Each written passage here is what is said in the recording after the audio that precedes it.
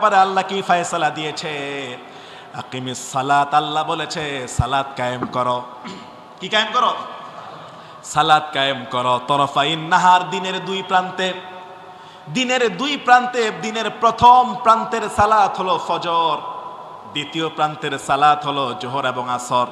ওয়াজুলাফাম মিনাল লাইল, রাতের কিছু অংশের যে সালাত মাগরিব, এশা, এই দুইটা মোট 5 ওয়াক্ত নামাজ পড়ো।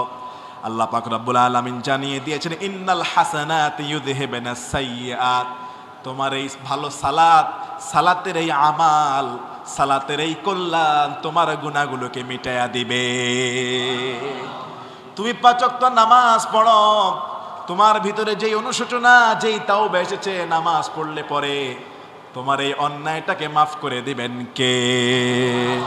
ফাকাল আর রাজুলু ইয়া রাসূলুল্লাহ, সেই লোকটা বলল ইয়া রাসূলুল্লাহ সাল্লাল্লাহু আলাইহি ওয়াসাল্লাম,